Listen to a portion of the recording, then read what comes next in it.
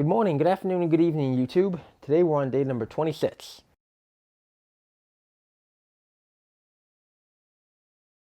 So as we begin, let me open us up in prayer.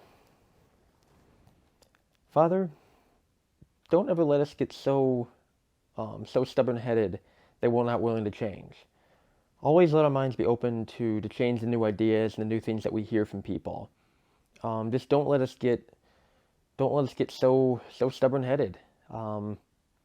Just always let us be willing to admit when we're wrong, and if we find new knowledge, to go after and follow it. I ask this in the name of Jesus Christ. Amen. All right, let's begin. Number 26. As snow in summer, and as rain in harvest, so honor is not seemly for a fool. Just like snow happening in the summertime or rain happening, during the hot summer, honor doesn't come to a fool. By being foolish and by going against the ways of God, you won't find honor there. God won't honor you for any achievements you do if you're going against His will. It doesn't matter how many great things you can build up. If you're going against God's will, there's no honor to be found there. As the bird by wandering, and as the swallow by flying, so the curse, causeless, shall not come. A whip for the horse, a bridle for the ass, and a rod for the fool's back. Talking about the actions and the reactions to everything you do. Whatever type of seeds you plant in life will grow into those types of punishments or blessings. Saying, nothing comes without a cause. A curse, as it says here, doesn't come without a cause. And it's saying you use a whip for a horse and you use a bridle for an ass. So is a rod used for a fool's back. Every sort of punishment or blessing has a purpose behind it, and it has a reason behind why it came. Nothing happens without a cause. Even if we don't understand the cause, God always has a reason behind it. Answer not a fool according to his folly, lest thou also be like him. Answer a fool according to his folly, lest he be wise in his own conceit. That one seems to contradict itself by saying, don't answer a fool to his folly, and then right after it says, answer a fool to his folly. But that again is a weird translation, and almost every translation, none of them really seem to explain it, except going back to the Amplified version. And it's interesting, there's two Amplified versions. There's a classic Amplified, then there's a bit more of a modern Amplified. If you ever get confused by different scripture verses, it's always good to look at the different translations, to look up different ways they've translated the original language. Because unless you know Hebrew for the Old Testament or Greek for the New, depending on what the meaning behind the verse is, it can be hard to translate that into other languages. So the best way would be to go to the original language of Hebrew, but for people like me and I'm sure everyone watching this, if you don't know Hebrew, the second best thing is to look across different translations and see how other people have translated it. And then you can also get something called a Strong's Concordance, which will go over every word, and from that you can find the original meaning of the word and the different concepts it can talk about. It's another type of study tool that you can use to, if you really want to dive into a verse, or you really want to dive into a specific topic that you don't seem to understand, going to a Strong's Concordance is it's a really good way. But back to the verse we're talking about here. It says, do not answer nor pretend to agree with the frivolous comments of a close-minded fool according to his folly. Otherwise even you will be like him. Answer and correct the erroneous concepts of a fool according to his folly. Otherwise he will be wise in his own eyes, if he thinks you agree with him. So again, expanding on the language a bit, what it's saying is don't pretend to agree with somebody you disagree with. Don't pretend that, if someone's stating something that you truly believe is wrong, don't pretend to agree with them just to have them be quiet, just to calm the mood, I guess you could say. If there's something someone's truly stating that you believe is wrong, don't stay quiet, because sometimes in staying quiet is agreement. I believe I talked about that in another proverb, where sometimes staying quiet to someone's comment can be agreement in and of itself. So it's saying, don't answer in agreement, or don't even, stay quiet and pretend to agree with their comment, but instead correct the concepts that they're saying. Try to correct what they're saying that you believe is wrong. Again, you do it all in love. You do it all trying to help the person, you don't call out their wrongdoings just to shame them. You correct them in wanting them to change. You try to correct them if you want the stuff to be fixed. He that sendeth a message by the hand of a fool cutteth off the feet, and drinketh damage. The legs of the lame are not equal, so is the parable in the mouth of fools. He that bindeth a stone in a sling, so is he that giveth honor to a fool. As a thorn goeth up into the hand of a drunkard, so is a parable in the mouth of fools. It kind of repeats the same thing a couple verses in a row, saying that, words in the mouth of a fool, no matter how wise they might be, no matter how wise a parable might be or a concept, in the mouth of a fool, it becomes useless. It becomes just like meaningless babble. Because if you say something without understanding what it truly means, if you're just spouting stuff without actually understanding the meaning behind it, it becomes useless.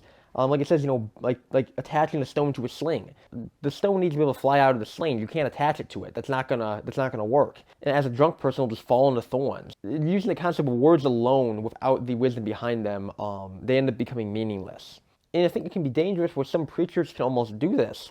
And I've been guilty of this in the past. I'll say something that comes straight from the Bible. I'll repeat something straight out of the Word, but I don't really understand it completely. I may not understand the concept that I'm trying to repeat to somebody. And in that can almost harm someone, because if I'm questioned about it, then all of a sudden it's like, yeah, I don't know. And then instantly that can turn somebody away, because they're like, well, you're preaching this and you don't understand what you're even saying. You're telling somebody something that you don't even understand. And while, yes, you can't hope to know everything about God. You can't hope, I mean, there's not enough days in one person's lifetime to seek out every mystery of the Bible. But if you don't know at least if you don't know your basics, if you don't know where to point people with questions, some of the difficult questions, no matter how wise your words might sound, they're going to be useless.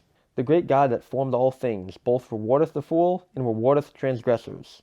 It's saying, there's a reward in store, whether reward can be used for something bad or something good. You get a reward, or you get judgment for everything you do. Judgment can be good and judgment can be bad. Judgment can set a person free that should be free, and it can also condemn an evil person. So it's just saying that, God has everything in line. You don't have to worry that someone's going to escape God's judgment. As a dog returneth to his vomit, so a fool returns to his folly. Very disgusting way to put it, but it's true. As a dog will throw up and return to lick up its own vomit, so is a fool going to go back to the thing that hurt him. So is someone going to go back to an addiction. So is someone going to go back to something that hurt them. If you don't know the why behind something, there's no reason for you to ever change. Seest thou a man wise in his own conceit? There is more hope of a fool than of him. Pride will destroy you. The slothful man saith, there is a lion in the way. A lion is in the streets.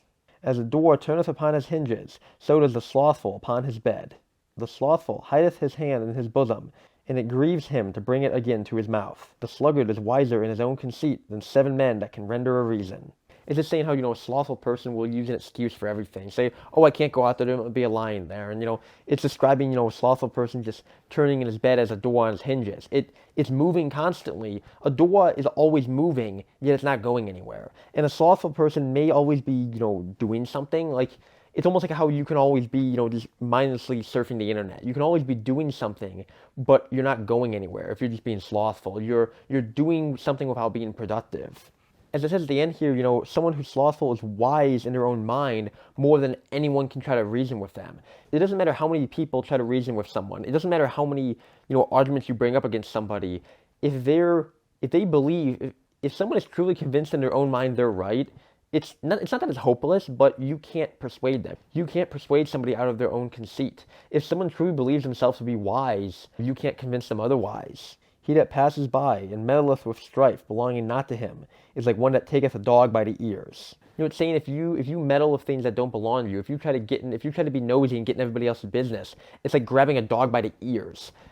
I've never done that, but I'm guessing that would not end well if you grab a dog by the ears. It sounds to me like one of those things that would make it pretty angry at you. So it's just saying, that you will cause problems if you meddle in other people's business. As a madman who casts firebrands, arrows, and death, so is a man that deceives his neighbor and saith, am I not in sport? I'm guilty of being overly sarcastic with people. I'm guilty of using sarcasm almost a little too much sometimes. I'll joke around with people to an extent that I do think I need to tone it back a little bit. And this is a warning saying, if you try to deceive somebody, or if you, play a practical joke on someone, and only if they respond ill to it, then you say, hey, it was all a joke, it was all in sport. As the internet term goes, it's just a prank, bro, is when you backpedal when someone has an adverse reaction to something. It's like you weren't joking around, but the fact that someone responded negatively to you, all of a sudden your defense is, oh, it was just a joke. It's just saying, that's not good to do.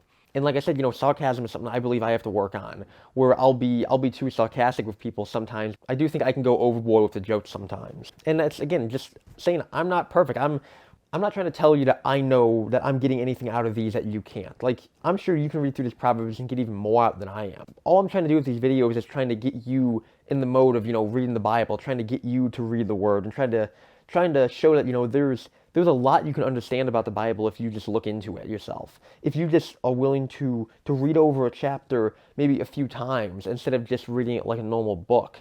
Instead of reading it like a story, if you read over it and try to research it, it's amazing the amount of wisdom you can get out of each individual verse. Where no wood is, there the fire goes out. So where there is no talebearer, the strife ceases. As coals are to burning coals, and wood to fire, so is a contentious man to kindle strife.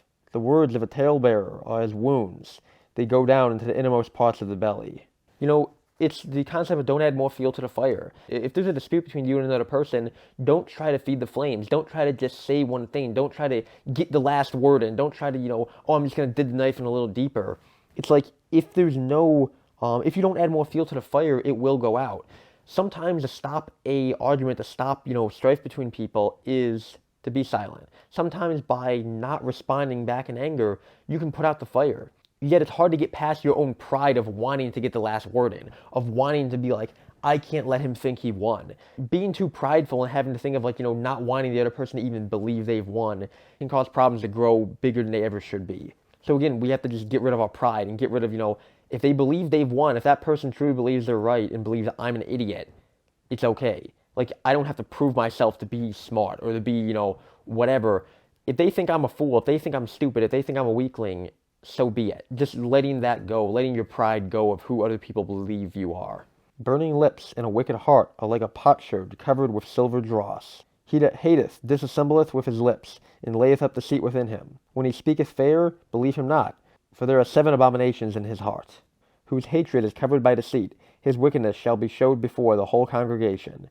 Whoso diggeth a pit shall fall therein, and he that rolleth a stone, it will return upon him. A lying tongue hateth those that are afflicted by it, and a flattering mouth worketh ruin.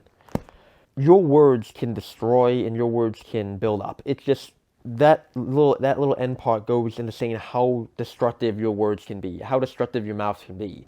And just to be ever so careful, again, about what you say, because words can hurt people. There is that song that goes, sticks and stones break my bones, but words can never hurt me. You should try not to let words hurt you, but you do have to realize that words can hurt others. While maybe you can deal with people, assaulting you or, slandering your name, you might be strong enough to deal with that. Not everybody is. It's realizing that everyone's in a different part of their journey in life, and some people are stronger than others. It doesn't make those people any better or any worse. It's just realizing that while, yes, you might be okay with someone being sarcastic and joking around with you, someone else may not be. But instead to forfeit your own pride and to just help the other person out. It's just, again, getting past pride, getting past the pride in your life. So I believe that's all for today, and Lord willingly, I will see you all tomorrow.